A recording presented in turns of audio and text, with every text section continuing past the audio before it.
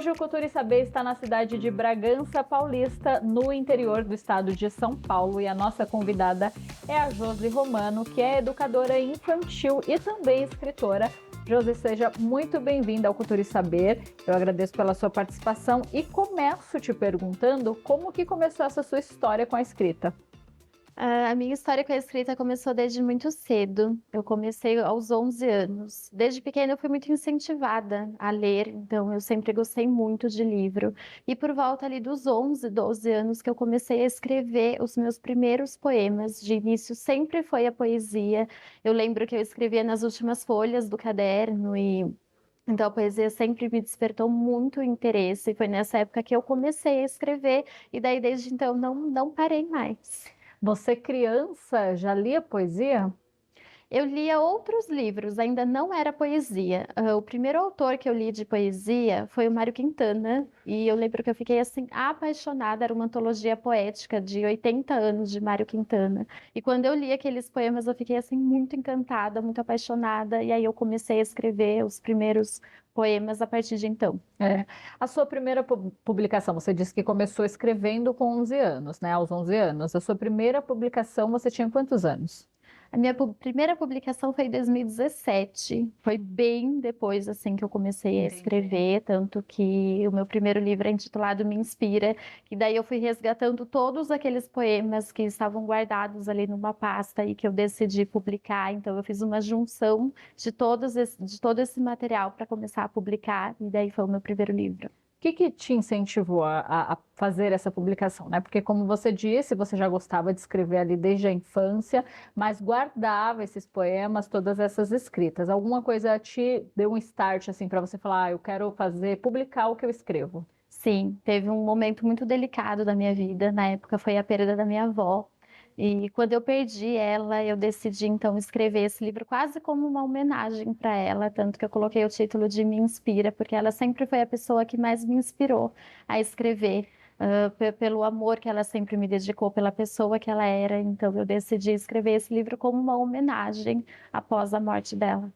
E é um livro todo de poesias. É um livro todo de poesia, prosa, poesia, versos curtos.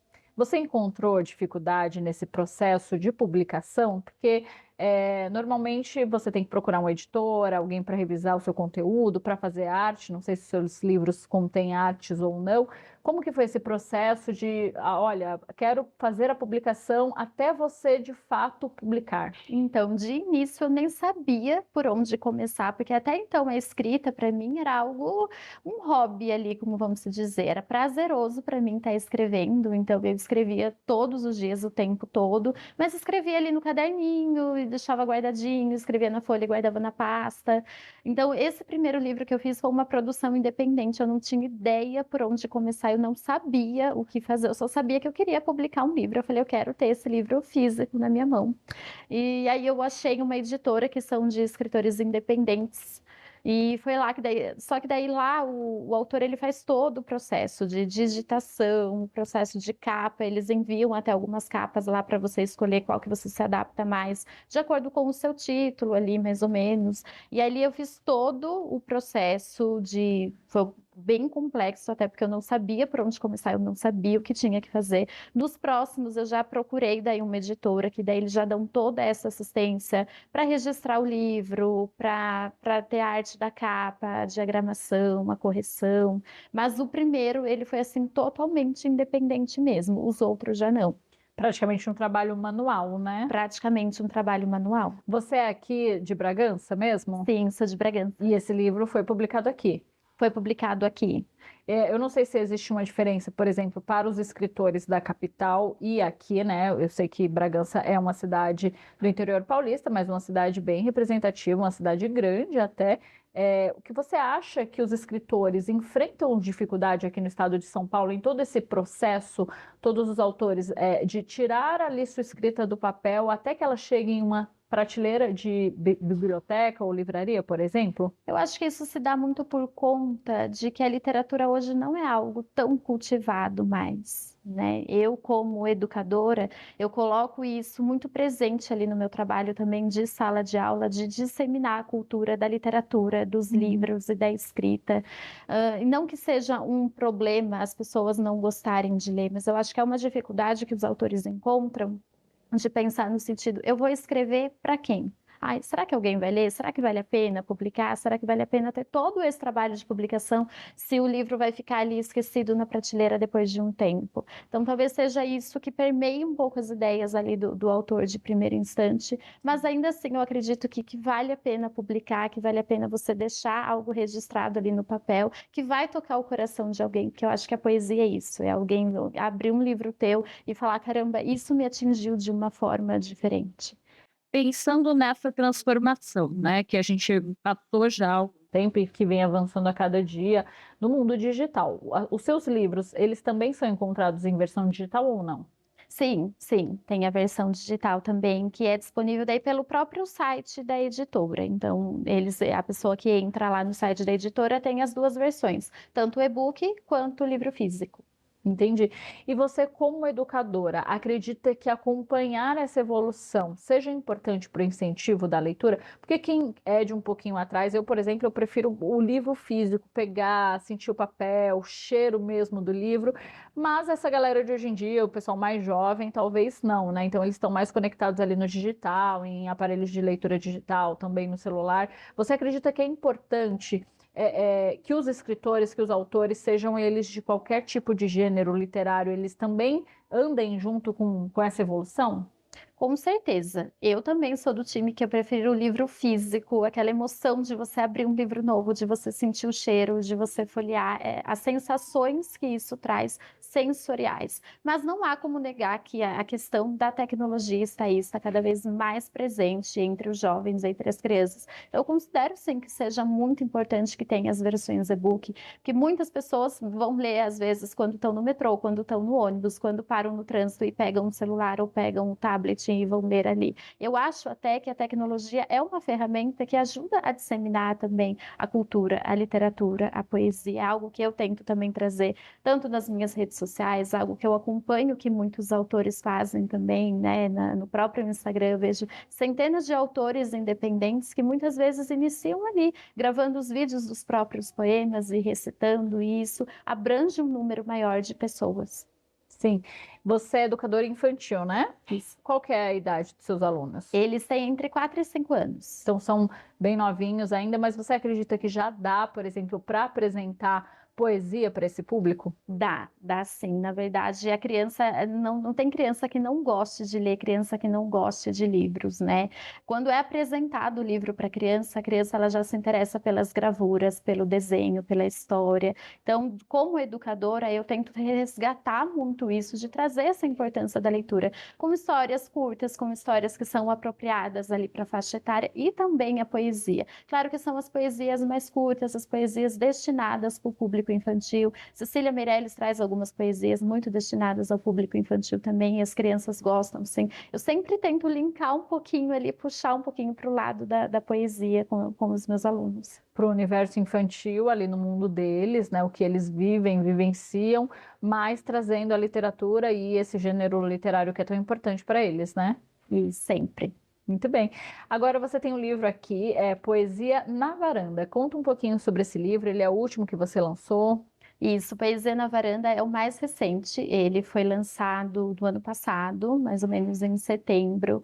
Poesia na Varanda, ele é um livro feito, assim como eu digo, para degustar. Então, quando eu escrevi esse livro, eu realmente pensei numa pessoa puxando uma cadeira ali, sentando no final de tarde para ler esse livro. Então, eu tento trazer ali a poesia de uma forma doce, de uma forma mais melódica, para fazer companhia para o leitor, né? Porque a poesia é algo que o leitor precisa se encontrar, né? Ela é algo que ele precisa ler e dizer, nossa, isso faz sentido para mim. Então, Poesia na Varanda é a minha publicação mais recente, é um livro tá muito querido, tá muito especial, que as pessoas deram um feedback bem bacana sobre ele. Você disse que o seu primeiro livro ele foi inspirado em partes, né, pela sua avó, que já faleceu, e este livro, ele foi inspirado em quê? Em alguém, em alguma coisa, em algum momento da sua vida?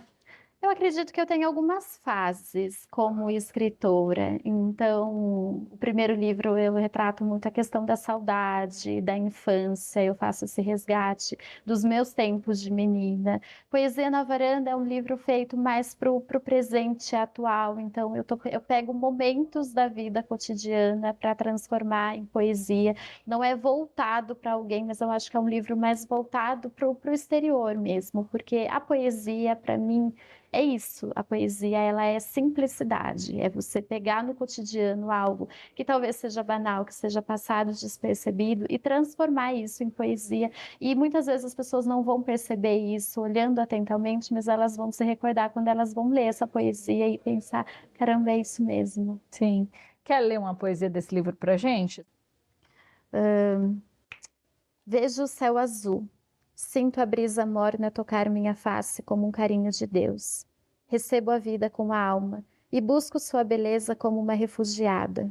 Vivo como quem sorve até a última gota e agradeço por cada dose. Tem algo, eu não vou nem falar que te inspira, mas, por exemplo, você falou que você retrata muito o cotidiano. Mas, por exemplo, a gente está vivendo aqui. Existe um momento em que você para no seu dia para escrever ou não? Vem uma ideia, estou dando aula, dou uma paradinha, escrevo. Ou você senta e já vai ali, já vem na sua mente. Como está funciona esse processo de criação? Acontece das duas formas. Tem momentos do meu dia que eu gosto de sentar na minha escrivaninha lá, voltada para a janela e pensar, agora eu vou escrever uma poesia. Mas também a poesia para mim é algo muito espontâneo. Então, às vezes eu estou no trânsito e o farol fecha e me vem uma ideia na mente, eu registro rapidinho ali no celular. Na minha bolsa sempre tem um bloquinho com uma caneta, porque a poesia ela é muito espontânea. Então, às vezes eu vejo algo ali na rua que me chama a atenção e eu quero escrever sobre aquilo. Às vezes, num momento de descanso, num momento de lazer, que eu estou olhando alguma coisa, isso também me desperta uma vontade de escrever.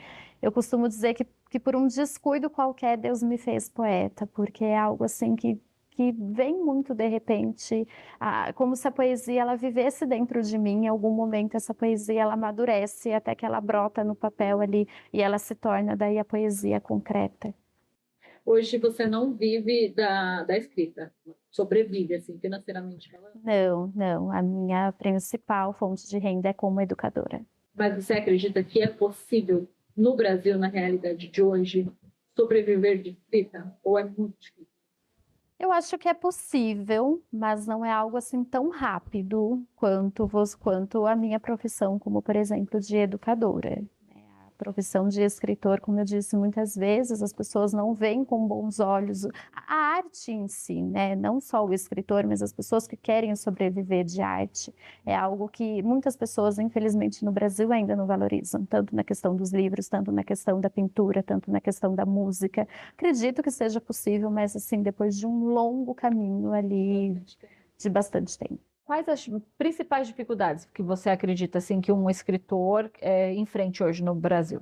As principais dificuldades, com certeza, é a falta de interesse, muitas vezes, do público. A gente tem um público muito seleto. Então, quem gosta de poesia vai procurar o livro de poesia, ou quem gosta de determinado autor vai procurar aquele autor, mas muitas vezes não consegue abranger todo mundo, por conta também da instabilidade financeira, por conta das dificuldades que nós temos, da desigualdade social. Então, infelizmente, a arte como um todo, não apenas a literatura, ela não consegue abranger a todos da mesma forma. Sim, é isso, gente. Hoje o Cultura e Saber está aqui na cidade de Bragança Paulista. Nós estamos conversando com a educadora e escritora Josi Romano sobre os seus livros, em principal de poesia. E a gente vai para um rápido intervalo, mas volta já já.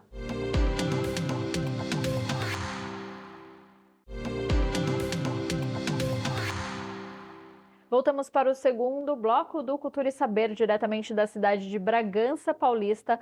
Nós estamos conversando com a escritora e educadora Josi Romano, que escreve poemas, mas que também tem um livro infantil, né, Josi? A gente está aqui com esse livro, é Doralice, a fadinha que não sabia dizer adeus? Isso mesmo. É isso, conta um pouquinho mais sobre esse livro para a gente. Doralice é a minha primeira escrita destinada para o público infantil. Eu pretendo fazer um projeto desse livro, de fazer uma coletânea, onde cada livro eu trabalhe com uma emoção diferente, né? Assim, como educadora, é muito necessário, desde a primeira infância, a gente fazer esse trabalho com o socioemocional com a criança, de conversar sobre as emoções, sobre o que ela está sentindo. Então, Doralice veio daí com uma ideia, é um livro para ser trabalhado, falando sobre o luto, sobre as despedidas, que é algo que a criança não consegue expressar o que ela está sentindo, mas que de alguma forma ela internaliza. Então, as histórias infantis são destinadas para isso, né? Para ajudar a criança a resolver aquela questão que ela tem de uma forma mais lúdica, de uma forma mais sensível. A Doralice é uma fada que perde alguém, então? Isso, ela tem muito medo de perder as pessoas, e com esse medo de perder as pessoas, ela não faz amizades, ela não faz amigos, ela fica escondidinha lá no reino onde ela vive, pelo medo de perder. Em breve, esse ano, eu pretendo fazer um novo lançamento da Doralice, dessa vez a Doralice que tem medo do escuro, então agora eu vou trazer essa questão do medo, de enfrentar o medo do escuro, que é algo também bem propício dessa faixa etária das crianças, destinado entre crianças de 4 e 5 anos. Então, eu pretendo fazer uma coletânea onde cada livro, a Doralice, ela enfrente uma dificuldade diferente, com uma emoção diferente. E eu imagino que a sua vivência, né, com as crianças no ensino infantil te ajude muito a escrever esses livros, né? Muito, muito. Tanto que essa história surgiu por conta de uma criança que eu já dei aula, que tinha uma situação parecida. E aí me veio a ideia de contar uma história para ela. E a Doralice nasceu assim, eu contei essa história para ela oralmente naquele momento. E aí depois eu pensei, por que não registrar essa história e fazer um livro para que eu possa alcançar outras crianças, para que possa chegar em outras escolas, em outras mãos. E a Doralice também, ela traz uma parte importante que eu quis colocar, que é a questão da representatividade, porque a Doralice, ela é uma fada, mas ela é uma fada negra. E quando eu pensei com a minha ilustradora, eu falei assim, peraí, eu nunca vi uma fada negra, por que a gente não faz, não traz essa ideia? Então foi algo muito bem aceito também, que quando as crianças viram, elas se sentiram representadas, e eu ouvi uma criança falar assim, nossa, ela é da minha cor. É isso que eu ia te perguntar, se você recebeu um feedback das crianças, tanto sobre o livro, a história, as artes. Sim, e tanto que quando eu contei que viria Doralice 2, agora ela está num processo de ilustração já, a história já está escrita, está no processo de ilustração com a ilustradora, e aí essa criança comemorou, e ela falou, oba, vai ter outra Doralice, e eu lembro assim que no lançamento também, muitas crianças que estavam presentes de falar, olha, eu vou levar para minha professora, eu vou levar para o meu amigo, para minha escola. Então, muitas pessoas se sentiram representadas por isso, que eu acho legal uma ideia de trazer também. Nem toda fada precisa ser branquinha e loirinha, como em diversos outros desenhos. Sim, e é interessante, né, como você dizia no primeiro bloco, inserir a leitura na vida das crianças ali desde a primeira infância, para que isso se torne um hábito. Você percebe, como educadora e ao longo da sua trajetória também, que essas crianças que participam da leitura, têm a leitura ali já inserida na sua vida desde a primeira infância, elas têm maior possibilidade de se tornar um adulto leitor ou até escritor, como é o seu caso? Com certeza, principalmente nessa primeira infância, o professor ele acaba sendo um reflexo pro aluno ali. Então, a criança ela vai se interessar por aquilo que o adulto dá muito valor.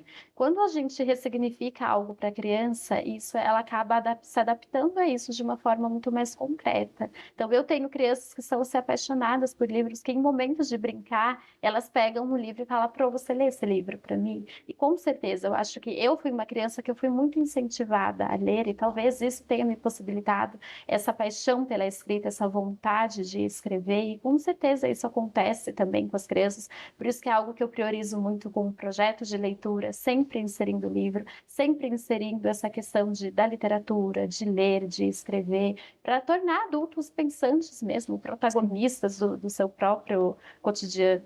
Muito importante. E eu vou pedir, lógico, para você ler um trechinho do livro da Doralice, só para a gente instigar um pouquinho quem está em casa assistindo a gente. Bom, esse livro ele é dedicado ao reino encantado das crianças, né? Essa história se passa no Reino Azul, e a Doralice é uma fadinha adorável. Ela vive em um lugar encantado e muito distante, conhecido como Reino Azul. Doralice possuía asas brilhantes e cabelos encaracolados tão macios quanto as nuvens do céu. A pequenina morava no caule de um majestoso girassol de pétalas macias e pólen perfumado. Então eu tento todo trazer essas características próprias da Doralice e ressignificar essas características como algo positivo, como algo poético. Muito bonito, parabéns. Agora, esse programa ele é transmitido no canal da Rede Alesp, né, que é a Assembleia Legislativa de São Paulo. Você, como educadora, acredita que o que o poder público precisa fazer ainda para incentivar a leitura, a educação, e principalmente para o público infantil? Nós temos um projeto muito legal que a gente faz, que é o Poesia na Escola. São escritores de vários locais do Brasil, que a gente envia os nossos textos, a gente forma um livro, uma coletânea desses autores. E esses livros, eles são entregues gratuitamente nas escolas, de forma a incentivar mesmo os jovens, tanto do ensino médio quanto do ensino fundamental 2, que é possível escrever, que é possível se expressar, que é possível você escrever um livro e publicar um livro. Interessante. Nós gravamos essa semana com uma professora na cidade de Votorantim e ela falou sobre um momento em que os adolescentes passam a se desinteressar pela leitura, que é ali perto dos 11, 12 anos, quando eles começam a ter outros interesses. Você concorda com essa afirmação? E se você concorda, você acredita que exista algo que possa ser feito para que não haja essa perda de interesse na leitura? Acredito que quando a gente começa esse trabalho desde cedo, lá na educação infantil, é algo que vai acompanhar desde criança até a fase da pré-adolescência, também na fase adulta. Acredito também que com esse projeto que a gente tem de levar a literatura para as escolas, é algo que vai ressignificar para os estudantes, de verem a poesia ali, de despertarem algo neles. E também a questão das redes sociais. Nessa fase, eles já vão ter um acesso maior ao Instagram, ao Facebook, e muitos poetas, muitos escritores estão também colocando ali os seus poemas, estão declamando ali para que isso alcance os jovens com a língua dos jovens também, porque a poesia ela não precisa ser aquela coisa rebuscada que ninguém entende, porque muita gente diz que não entende poesia, porque tem muitas palavras difíceis, porque é muito complexo, mas a poesia ela é o que? Ela é a simplicidade. Então, quando você escreve de forma simples, de forma espontânea, você consegue atingir vários públicos em geral. O público mais jovem, o público adolescente, os adultos e até mesmo a terceira idade. Sim, e é interessante isso que você falou, porque a poesia, por muito tempo, ela pareceu de fato um gênero literário voltado para um público específico, e não, na verdade não, né? Dependendo do modo como se escreve, ele pode falar com qualquer pessoa, né? Exatamente, a poesia ela é feita para o coração, ela é algo que sai ali do nosso sentimento e que vai alcançar outras pessoas que vão falar, eu estou passando pela mesma coisa, eu estou sentindo a mesma coisa. Então a poesia ela tem que ser simples, ela tem que ser direta, tem que ser algo espontâneo, tem que ser sentimental. Uhum. Agora, Josi, você escreveu, né, seu primeiro livro faz alguns anos.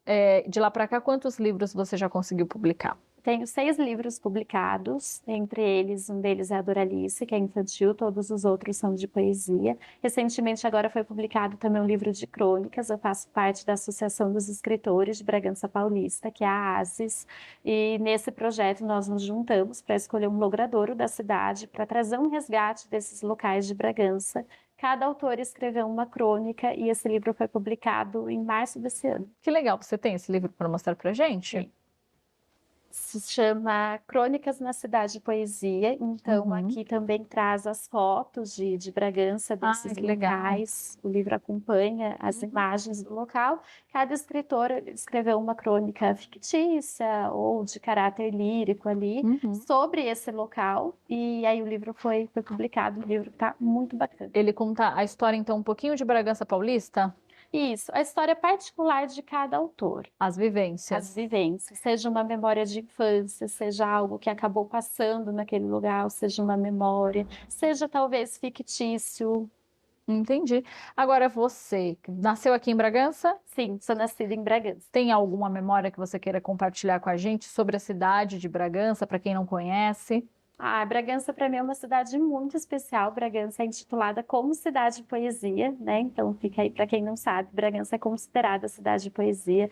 Eu digo assim que eu nasci na cidade certa, porque Bragança é uma cidade poética, é uma cidade em que os locais inspiram poesia, com os campos abertos que tem, com os lugares bonitos que tem. Eu gosto muito de frequentar alguns lugares aqui, sentar embaixo da sombrinha de uma árvore para ler, para escrever. Legal. Então Bragança é um convite aberto bem especial nessa parte. Fiquei curiosa agora desses lugares. Tem alguma dica para quem é turista aqui e não conhece Bragança, onde a gente pode visitar, algum lugar que a gente possa conhecer aqui na cidade? Tem vários. Um deles é o ponto turístico mesmo, que é logo na entrada da cidade, que é o conhecido como Lago do Tabuão. Então, Uhum. ali é uma área onde as pessoas frequentam para diversos esportes, para passear com o cachorro, para passear com as crianças. Numa tarde de domingo, a gente vê as pessoas ali fazendo um piquenique, sentadas, lendo, escrevendo. Temos o Jardim Público também, que é aqui próximo. Então, tem bastante lugar bem bacana para conhecer. Muito bom. E eu não sabia realmente que Bragança era conhecida como cidade da poesia. Muito interessante essa informação. Josi, a gente infelizmente está chegando ao final do nosso programa, mas eu vou pedir para você deixar uma mensagem para quem vai nos assistir esse programa. Ele passa ao vivo, mas quem perde ainda pode acompanhar ele através do nosso canal do YouTube. Então deixa uma mensagem de incentivo para quem vai assistir, seja criança, seja adolescente, seja adulto, para quem está assistindo, mas que também pode ler, né?